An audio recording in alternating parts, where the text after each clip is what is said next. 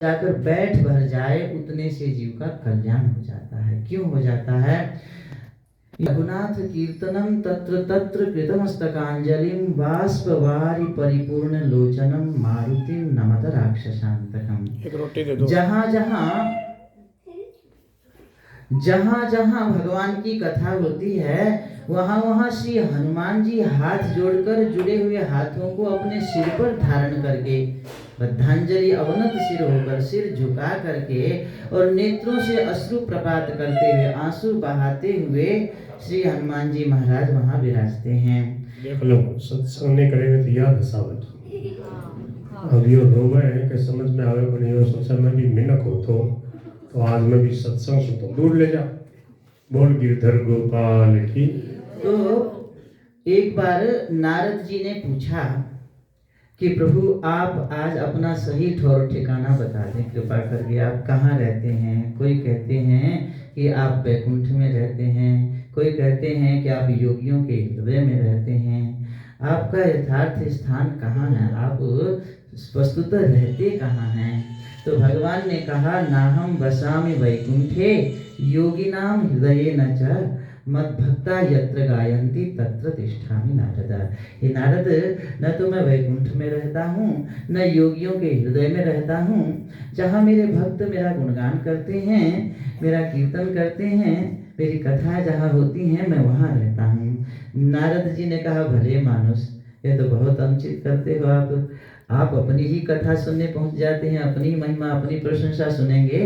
तो आप ही तो कहते हैं गीता में यद्यदाचरति श्रेष्ठस्तत्तदेवे तरो जनः सयत् प्रमाणं कुरुते लोकस्तदनुवर्तते।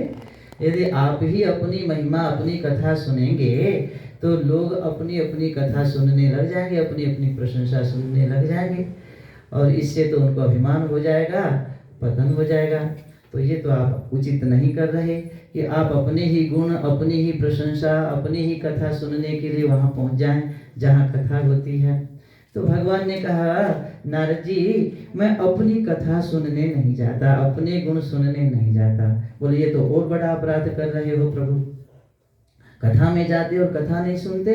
बोले नहीं नहीं, ये किसने कहा कथा नहीं सुनता, कथा तो मैं बहुत ध्यान से सुनता हूँ, कथा सुनने नहीं जाता अपनी, पर ध्यान से सुनता हूँ। जब पहुँच जाता हूँ तो वो जाते क्यों हो, कथा में पहुँच जाते हो तो ध्यान से सुनते हो और कह रहे हो कथा सुनने नहीं जाता, तो क्यों जाते हो। तो भगवान ने कहा कि नारद जी मेरे भक्त मुझसे इतना प्रेम नहीं करते जितना प्रेम मेरी कथा से करते हैं। वैकुंठ में मुझसे खूब गपशप हो रही हैं, खूब आनंद से खेल रहे हैं हम भक्तों के साथ, और वहाँ अचानक उनके कान में आई आवाज़ कि भाई कथा की घंटी बज गई अमुक जगह और वहाँ कथा शुरू होने वाली है। बस हमको तो वे टाटा बाय बाय करके भाग जाते हैं, कहते वह हम तो जा रहे हैं कथा सुनने, आपसे बाद में बात करेंगे।